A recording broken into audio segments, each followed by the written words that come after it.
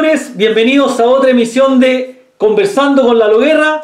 Esta vez estamos con un señor de las comunicaciones de mi querido Curicó. Estamos con don Juan Raúl Vélez Díaz. ¿Cómo está, don Juan? Hola Lalo, ¿cómo estás? Bien, feliz de poder tenerlo como invitado en nuestro humilde programa.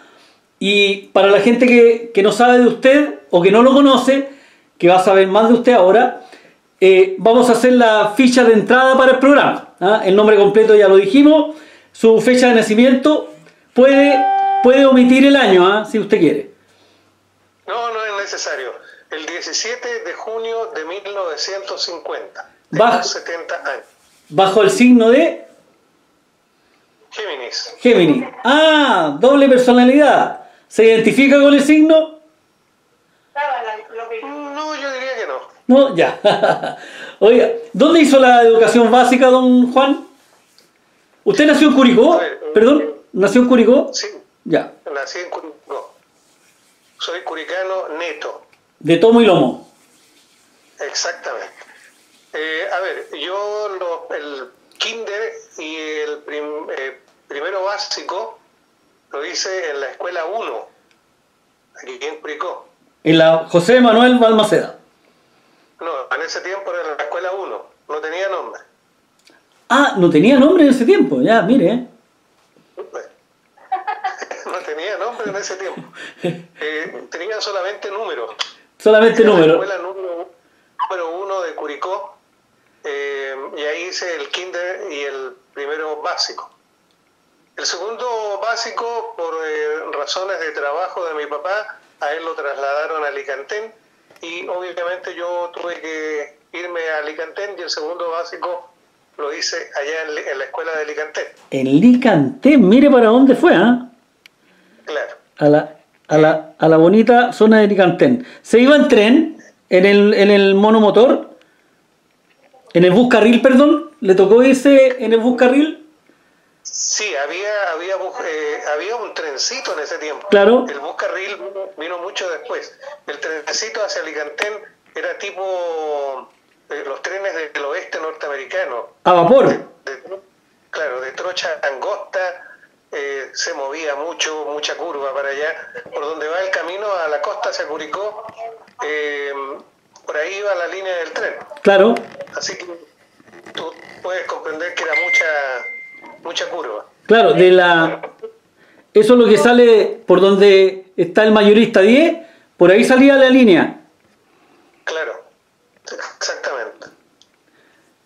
Y al año siguiente volvimos a Curicó y completé mi educación básica en el Liceo de Hombres de Curicó, que en ese tiempo tenía educación preparatoria, se llamaba,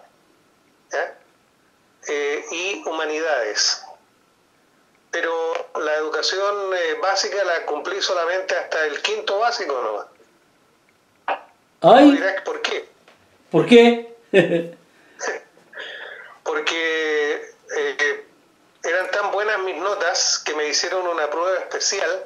¿Ya? Para saltarme el sexto preparatoria en ese tiempo y pasar de inmediato a lo que era el primero humanidades.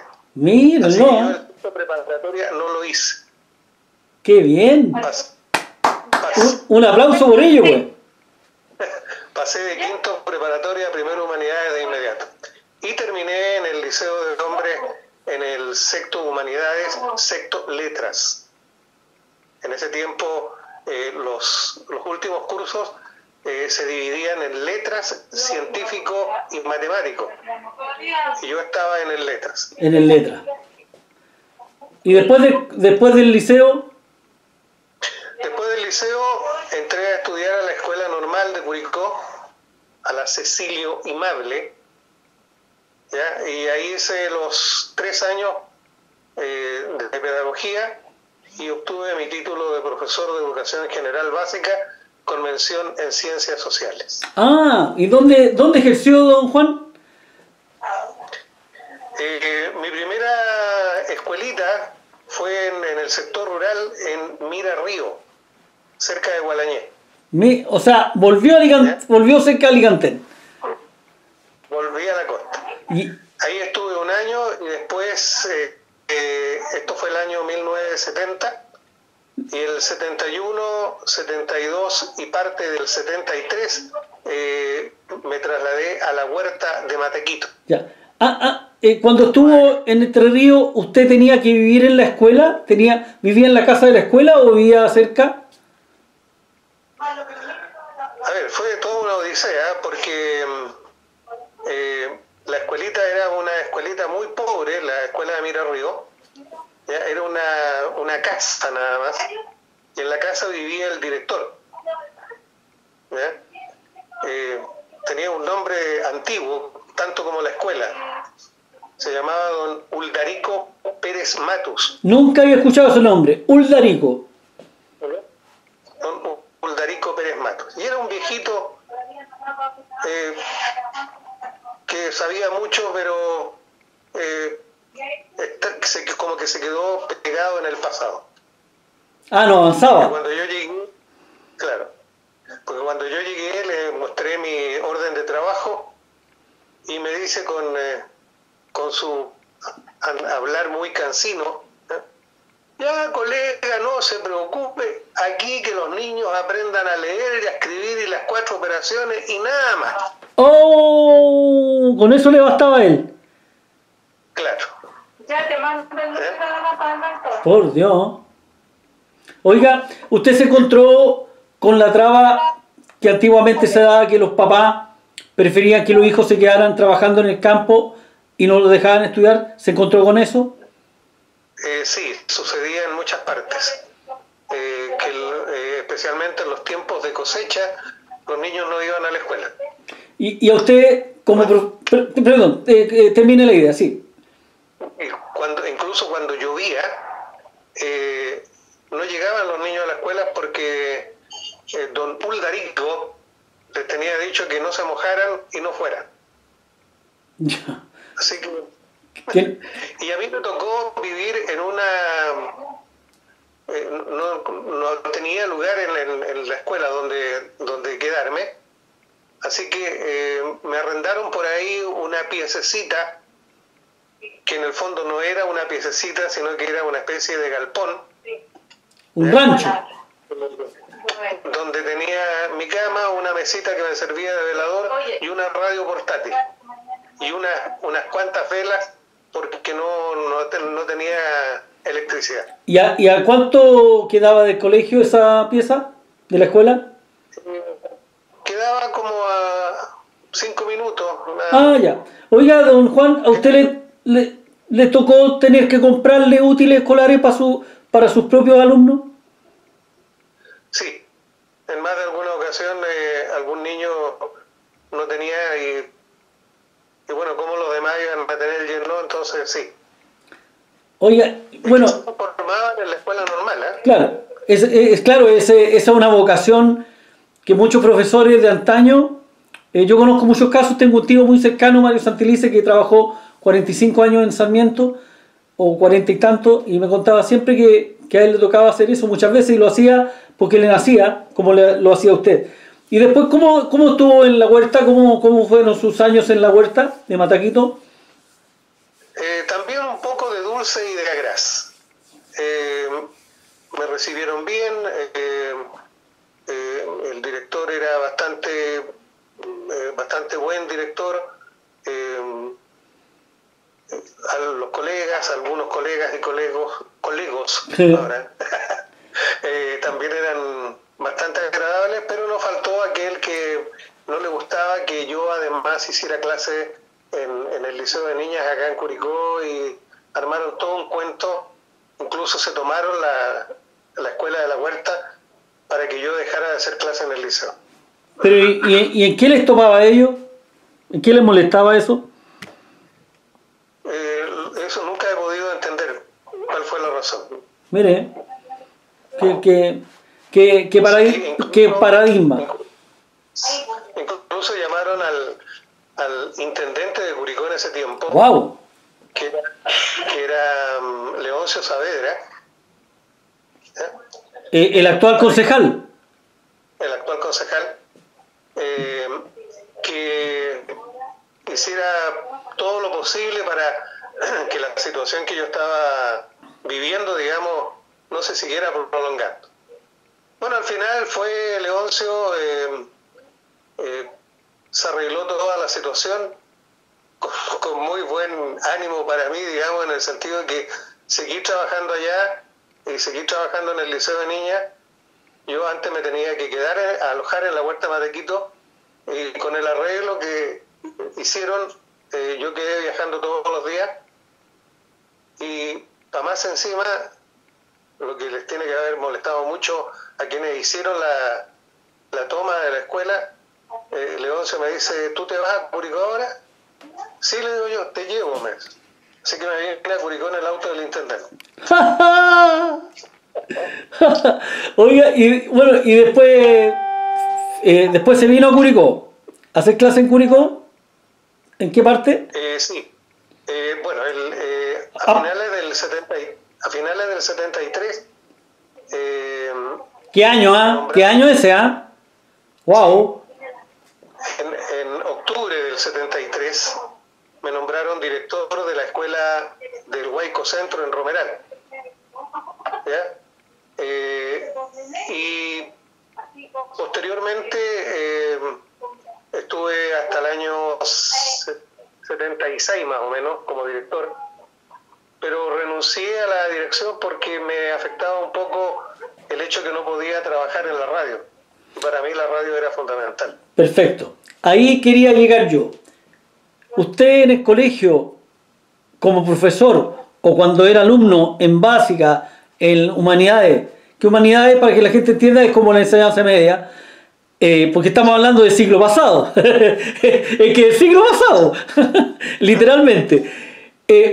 ¿Cuándo empezó o cuándo se dio cuenta que usted tenía una voz para la radio o para eventos que eran con público, como la ceremonia del acto de inicio de la jornada de la semana, esas cosas? Bueno, cuando estudiábamos en el liceo, generalmente hacíamos algunos actos cívicos conmemorando las distintas efemérides. Claro. Y yo siempre era el que hacía de animador de esos actos cívicos. Era como el locutor oficial del curso para todos estos actos. ¿Como a los 15 años? 13, 14 años. Ya. Más o menos.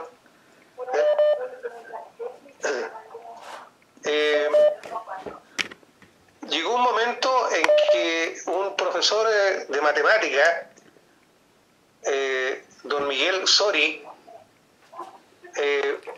llega un día a la sala de clase y nos dice, chiquillos, no sé si ustedes saben que llegó una radio nueva a Curicó, que era la radio regional, anterior a la Radio Libertad. ¿Ya? Que se llamaba, la regional era la que estaba en Molina, que se llamaba Independencia, ¿o no? La que estaba en Molina y se llamaba Independencia. Ya. ¿Ya? Y dijo, y necesitan locutores, ¿por qué no se van a ofrecer los que quieran? Y fuimos a ofrecernos dos, Francisco Rodríguez y yo. ¡Ah! ¡Don Pancho Rodríguez sea! ¿Sí? Que mire cómo sale en la historia. Y nos hicieron una prueba de micrófono y quedamos contratados para animar el programa de la tarde desde las 2 hasta las 6. ¿De lunes a viernes? No, directo. Los dos, al tiro. Sí, sí, pero ¿de lunes a viernes lo iban a hacer? Claro, de lunes a viernes, sí. Ah, ustedes tenían clase en la mañana nomás. Sí, teníamos clase en la mañana. ¿Pero ustedes tenían que pedirle permiso a los papás para trabajar? Obviamente que sí. Pero o sea que ustedes empezaron en radio con menos de la mayoría de edad, o sea, antes la mayoría de edad era los 21 y ustedes ya a los 15 ya estaban trabajando en radio. Yo empecé a los 17 años. Ya, Francisco Rodríguez parece que es un poco mayor que yo, pero no creo que mucho más. Ah, 18, estaban en distintos cursos ustedes. distintos cursos, ¿sí? Chu. Y empecé a los 17 años. A los 17 años y estamos hablando de 1967. O sea, estamos hablando de disco 78 o lo que se tocaban en Vitrola, o ya habían llegado los long play. Quedaban todavía algunos discos 78 y ya habían single y long play. ¿Y cintas de carrete? Unos extended play. Los extended play eran como la mitad entre el disco single, el disco individual, donde aparecía una canción por cada lado, y el disco long play, que aparecían 6 o 7 canciones por lado. El extended play era de 10 pulgadas. Claro, y ese traía 3 canciones por lado. Ah, mire. Oiga, y bueno, en ese tiempo, ¿hasta qué año duró como Radio Libertad, el nombre como Radio Libertad? Mira, no me acuerdo realmente, ya. Pero porque yo duré poco ahí en la radio regional. ¿Ya? Alcancé a estar alrededor entramos por ahí en marzo, en abril del año 67, y yo estuve hasta más o menos agosto, porque tuve un pequeño problema con un personaje de la radio que me pidió que le ayudara a hacer el programa deportivo y nunca me pagó. ¡Ah! ¡Qué raro!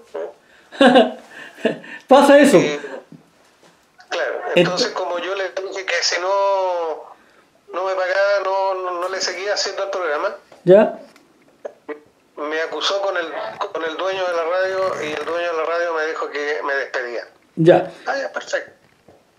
Estuve más o menos un mes sin hacer radio, y en ese tiempo estaba de rector en el Liceo de Hombres don Héctor Reyes Celada. ¿Ya? Y como sabía que yo trabajaba en la radio, me mandó llamar a la oficina y me dice que acaso yo me puedo hacer cargo de un programa radial para el aniversario de la radio, para el aniversario del liceo, que se realizaba en el mes de octubre. ¿Ya? El mes de octubre. ¿Y lo transmitía Radio Gondel? Y bueno, como yo había salido mal de la radio regional, fui a hablar a la Radio Condel a ver si me aceptaban hacer ese programa radial, y don Alberto Guerra me dijo, sin ningún problema, hágalo nomás. Oiga, ¿Ya? a propósito, cuando usted nombra a Alberto Guerra, usted supiera la cantidad de gente que cree que yo soy nieto de él, por el apellido y porque siempre he estado de intruso en las comunicaciones para ir para acá, porque yo nunca he sido contratado por una radio, pero he hecho reportajes de la Teletón, de Viña del Mar, algunas invitaciones a varios programas que siempre lo agradezco, pero siempre he creído que yo era nieto del caballero que echó 8 nombres de papel de ciudades en un sombrero y eligió y salió Curicó. ¿Y cómo fue su primer programa ahí en Radio Condel? Tiene que haber sido todo un orgullo para usted después de haber estado tanto tiempo silenciado. Claro. Fue un programa muy bonito donde hubo una especie, fue media hora, pero en esa media hora hubo una reseña histórica del liceo,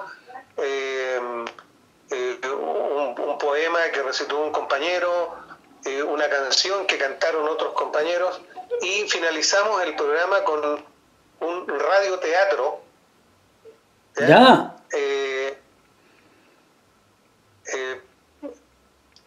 Que se llamaba El Padre, que es un cuento chileno que habla de un hombre de campo que tiene un hijo oficial en un regimiento y le va a dejar un pollito,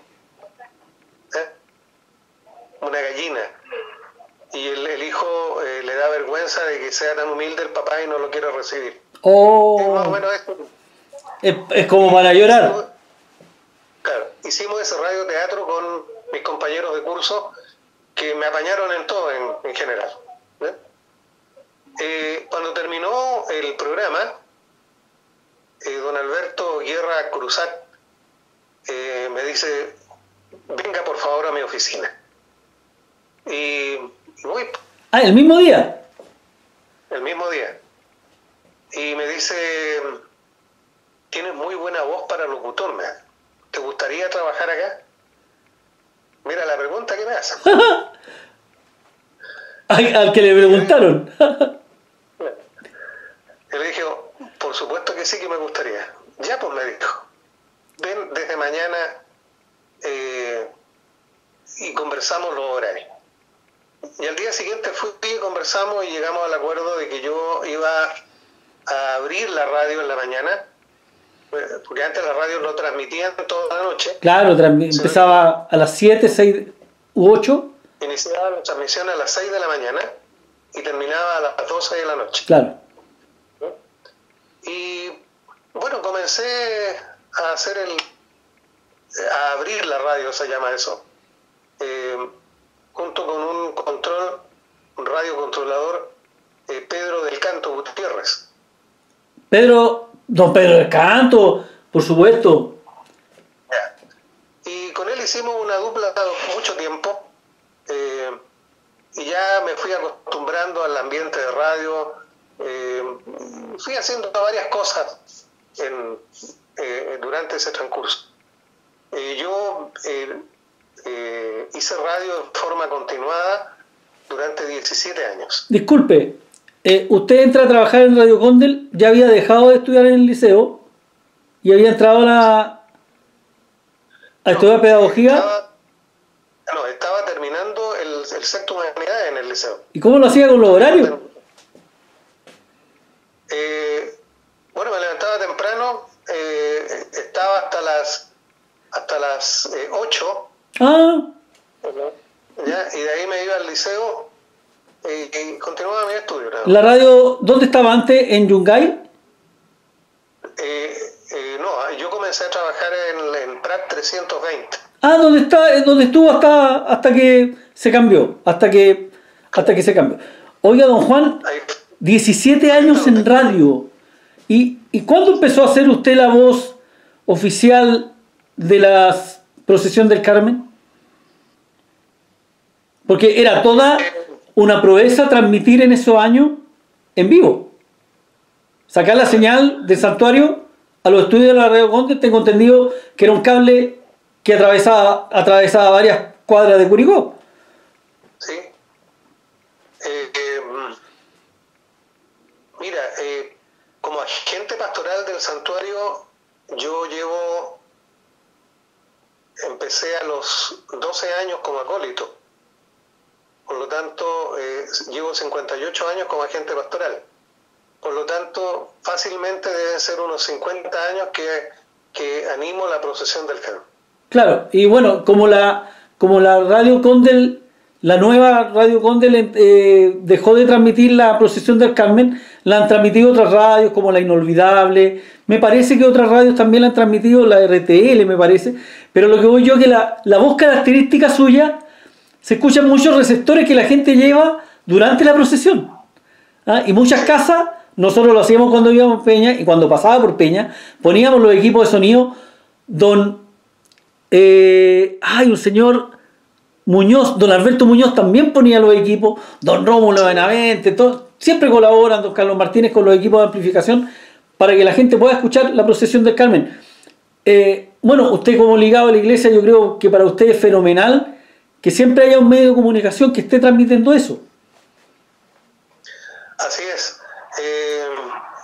Bueno, cuando uno entra a trabajar en radio, siempre se ha dicho que es un bichito que pica y que no hay cura para eso. No hay cura para eso. Mira. Uno queda absolutamente infectado de radio, utilizando términos actuales. Perfecto. Vamos. La radio, para los que alguna vez hemos usado el micrófono, es una pandemia. Ya. No diga esa palabra, por favor. Vamos a separarnos porque con esto finaliza la primera parte, porque esta entrevista yo sabía que iba a dar para largo porque don Juan Belli sabe mucho y queremos seguir compartiendo. En la segunda parte, que vuelve solamente en unos segundos.